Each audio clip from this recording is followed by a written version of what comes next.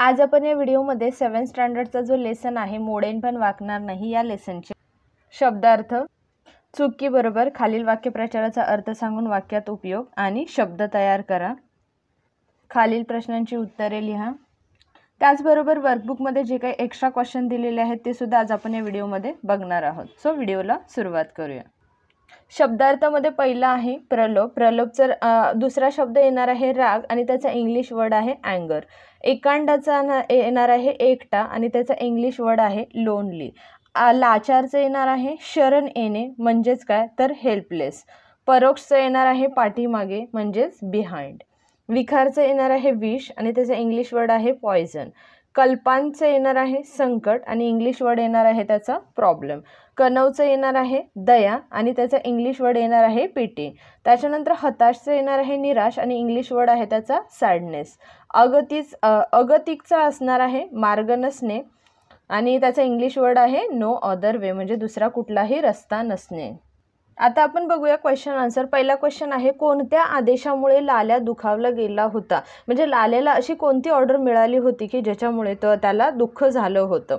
So उत्तर आहे लाल्या एक प्रामाणिक पोलीस इन्स्पेक्टर होता, म्हणजे जो खूप प्रामाणिक, त्याने आयुष्यात कधीही लाच घेतलेली नसते असा तो पोलीस इन्स्पेक्टर होता। एकदा लाल्याने काही गुन्हेगारांना मुद्देमालासहित पकडले होते आणि एकदा काय झालं की म्हणजे जे चोर होते त्यांना मुद्देमाल म्हणजेच काय त्यांच्यासोबत जे म्हणजे आता आपण बघूया क्वेश्चन आन्सर्स। पहिला क्वेश्चन आहे कोणत्या आदेशामुळे लाल्या दुखावला गेला, म्हणजे लाल्याला अशी कोणती ऑर्डर मिळाली होती की ज्याच्यामुळे त्याला खूप दुःख झालं होतं। तर उत्तर आहे लाल्या एक प्रामाणिक पोलीस इन्स्पेक्टर होता, म्हणजे तो काय होता एक लॉयल इन्स्पेक्टर होता। एकदा लाल्याने काही गुन्हेगारांना मुद्देमालासहित पकडले होते आणि एकदा काय झालं तर चोरांना त्याने काही मुद्देमाल म्हणजे ते काहीतरी इलिगल कामं करत होते त्याच्यासहित त्यांना पकडलं होतं। पण कचेरीत गेल्यावर त्यांना सोडून देण्यात आले होते व पण संध्याकाळी कचेरीत गेल्यावर त्यांना सोडून देण्यात आले होते। पण ज्यावेळेस त्याने त्या चोरांना मुद्देमालासहित पकडून कोर्टामध्ये ठेवलं होतं, पण जेव्हा तो संध्याकाळी कोर्टामध्ये जातो तेव्हा त्याला समजतं की ते जे चोर आहेत किंवा जी वाईट कामं करणारी लोक आहेत त्यांना सोडून दिलेलं आहे आणि मुद्देमाल नाहीसा झाला होता। म्हणजे त्याच्याजवळ जे काही प्रूफ होते किंवा जो काही त्याने माल जो पकडला होता तो सुद्धा त्यांनी नाहीसा केला होता। म्हणजे त्यांनी काय केलं होतं तर ह्या सगळ्या गोष्टी कुठेतरी स्टॉप केल्या होत्या आणि लाल्याला सक्त ताकीद देण्यात आली होती आणि गुन्ह्याचा तपास थांबवावा असा आदेश मिळाला होता, म्हणून लाल्या दुखावला होता। आणि त्यांनी जो पकडलेला जो माल होता ह्या लोकांनी गायब केला होता आणि त्याला सक्त म्हणजे अशी हार्डली वॉर्निंग देऊन सांगितलेलं की हे जो तो तपास करत आहे किंवा तू ही जी केस करत आहे, हा जो काही गुन्हा तू घेतला आहे ह्याचा तपास तू आत्ताच्या आत्ता थांबवायला पाहिजे। त्यामुळे काय झालं होतं तर लाल्याला खूप दुःख झालं होतं। नंबरचा क्वेश्चन आहे लाल्या लाच घ्यायला का तयार झाला, म्हणजे लाल्या लाच घ्यायला का तयार झाला होता। तर उत्तर आहे लाल्या मोडेन पण वाकणार नाही या तत्वावर वागणारा होता, म्हणजे लाल्या येईल त्या परिस्थितीला तोंड देण्यासाठी तयार होता। तो कधीही कोणाच्या दबावाखाली येऊन काम करत नव्हता। यापूर्वी त्याने एका खटल्यात प्रामाणिक राहून झुंज दिली होती आणि ह्याच्या अगोदर सुद्धा एक केस जो त्याने प्रामाणिक लॉयल राहून ती जिंकली होती, पण मातीतच कीड माजली होती। म्हणजेच काय आता सगळीकडेच भ्रष्टाचार झाला होता। या पाण्यातच विखार पोचला आहे, म्हणजे काय तर ह्या पाण्यामध्ये विखार म्हणजे पूर्ण विष पसरलेलं आहे आणि सगळ्याच मातीमध्ये कीड पसरली आहे।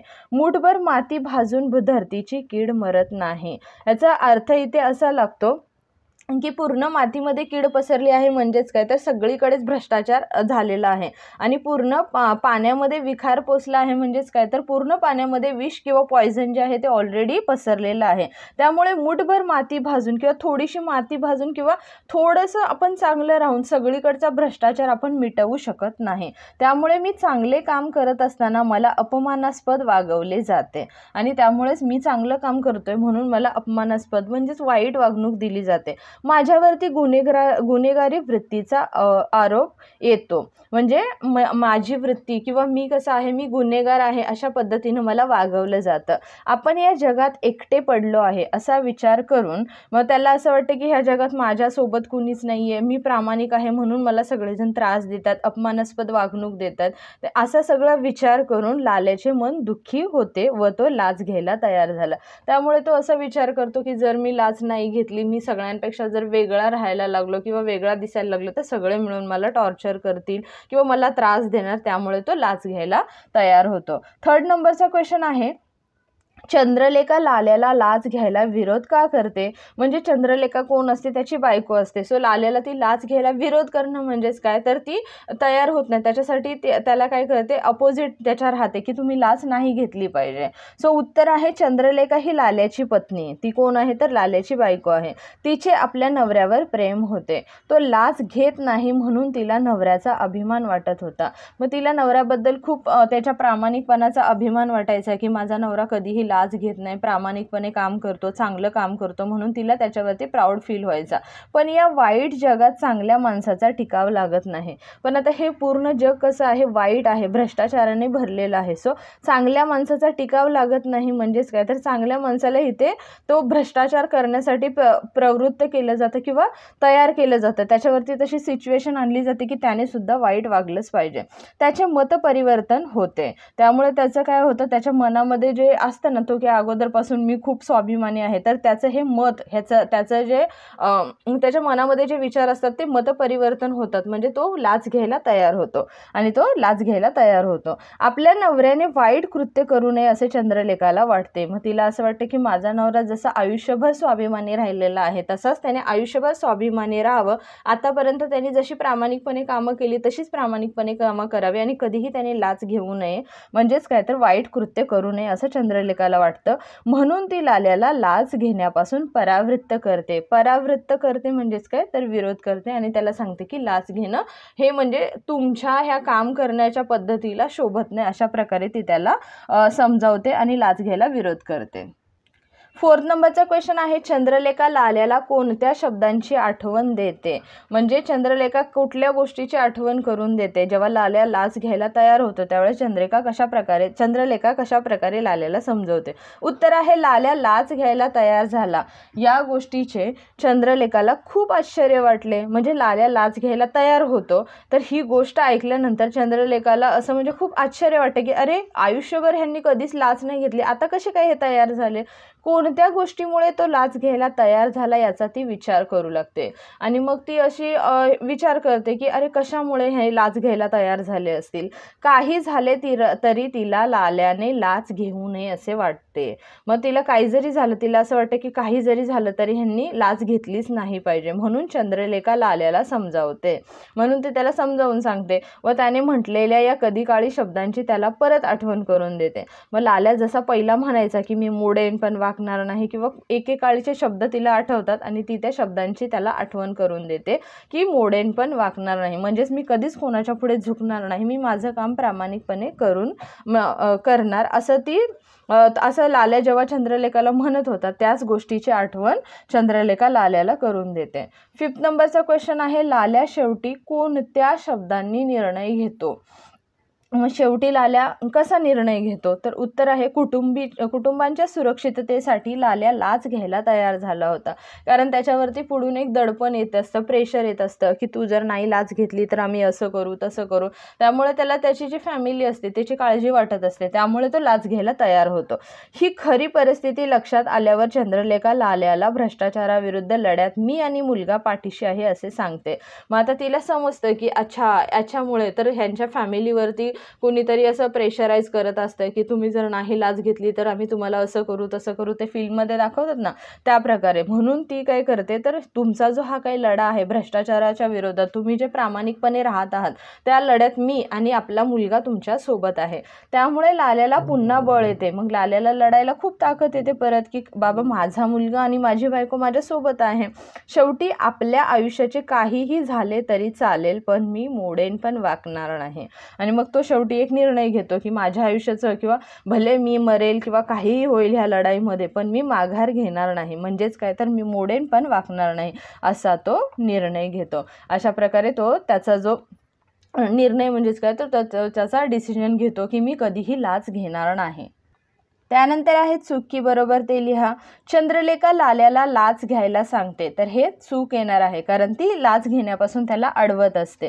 भ्रष्टाचार करणे योग्य आहे, म्हणजेच वाईट कामं करणं चांगलं आहे, तर चूक आहे. लहान तोंडी मोठा घास घेऊ नये, तर हे बरोबर आहे. त्यानंतर आहे खालील वाक्यप्रचारांचा अर्थ लिहून वाक्यात उपयोग करा.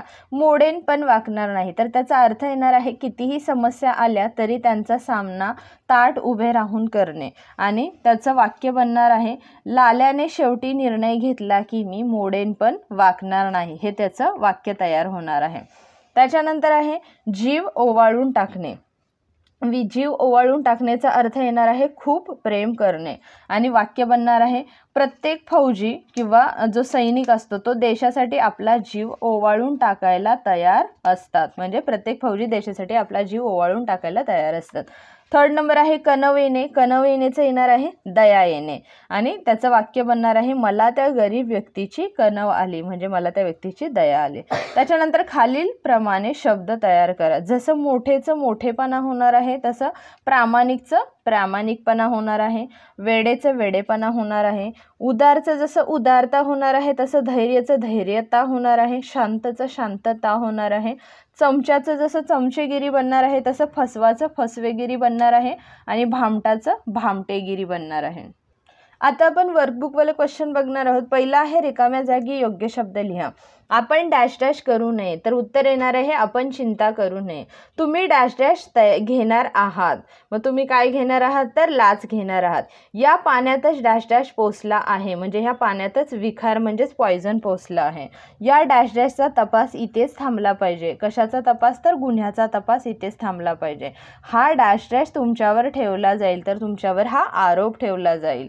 चुकी बरोबर लिहायचं आहे. या कानाचं त्या कानास कळणार नाही. हे कोण म्हणत असतं समोरचा गृहस्थ जो आहे, जो कोणी व्यक्ती आहे तो लाल्याला म्हणत असतो. सो हे वाक्य बरोबर आहे.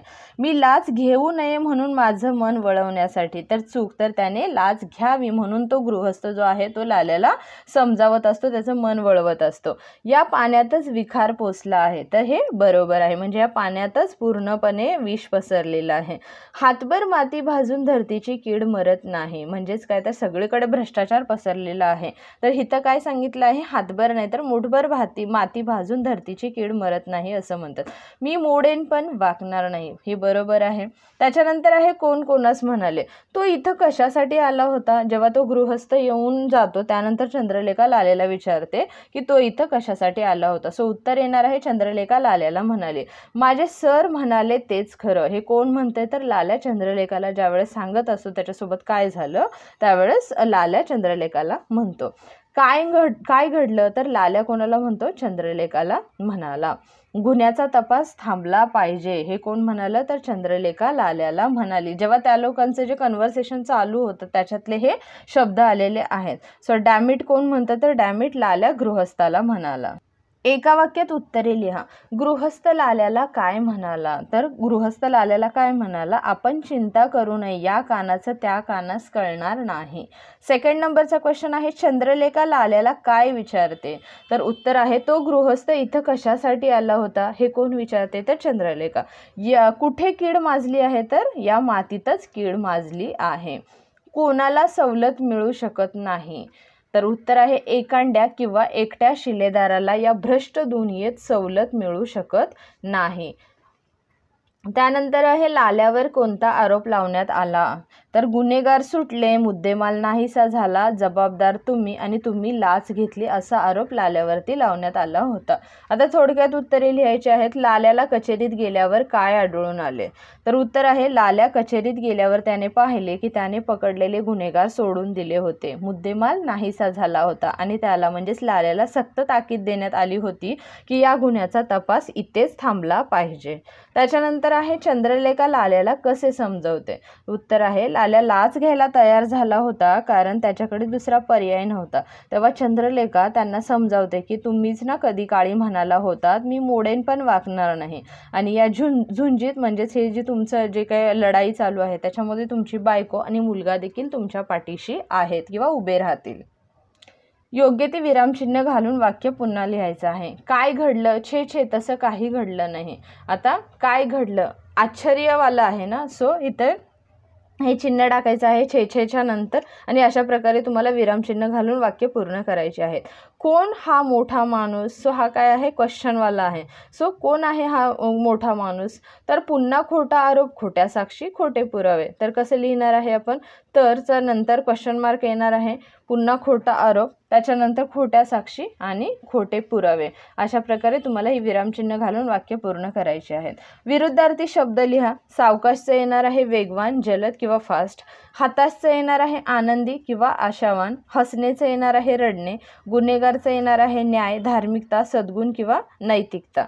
त्याच्यानंतर रागचं येणार आहे लोभ किंवा प्रेम. घेण्याचं येणार आहे देणे. महागचं येणार आहे स्वस्त आणि अपरोक्षचं येणार आहे परोक्ष. त्यानंतर वाक्य शुद्ध करून लिहायचं आहे. या पाण्यातच विखार पोचला आहे. हे तुम्हाला शुद्ध करून लिहायचं आहे. आज काय एवढा कल्पांत ओढावला, तर ओढावलाचं येणार आहे ओढावला. मुद्देमाल नाहीसा झाला होता. सो अशा प्रकारे तुम्हाला हे नीट करून लिहायचं आहे. ती जिम्मेदारी तुमच्यावर नाही. त्याच्यानंतर आहे समानार्थी शब्द. ताकीदचं येणार आहे चेतावणी, समज किंवा हुकूम. तपासचं येणार आहे चौकशी, शोध किंवा सुगावा. झुंजचं येणार आहे संघर्ष किंवा लढा आणि व्यापारचं येणार आहे व्यवसाय, उद्योग किंवा कामधंदा. हातचं येणार आहे हस्त किंवा कर. गुन्हाचं येणार आहे अपराध. झेपचं येणार आहे उडी, उसळी किंवा झडप आणि कर्तव्याचं येणार आहे जबाबदारी. त्यानंतर संधी करायची आहे. सर्व प्लस अंगचं येणार आहे सर्वांग. नकार प्लस अर्थीचं येणार आहे नकारार्थी आणि वाक प्लस भयचं कुठलाही संधी तयार होत नाही किंवा कुठलाही वड तयार होत नाही त्याचा. शरद प्लस कालचं येणार आहे शरदकाल. दिग प्लस विजयचं येणार आहे दिग्विजय. नको प्लस असेचं होणार आहे नकोसे. किती प्लस एकचं येणार आहे कित्येक आणि षट प्लस आनंदचं होणार आहे षडानंद. उत प्लस ज्वलचं होणार आहे उज्ज्वल आणि तत् प्लस टीकाचं होणार आहे तट्टीका. सो अशा प्रकारे तुम्हाला हे या लेसनचे जे क्वेश्चन आन्सर्स म्हणजे वर्कबुक आणि टेक्स्टबुकवाले आहेत ते कंप्लीट करायचे आहेत. आय होप तुम्हाला हा व्हिडिओ आवडला असेल. तर व्हिडिओला लाईक करा आणि चॅनेलला नक्की सबस्क्राईब करा. थँक्यू.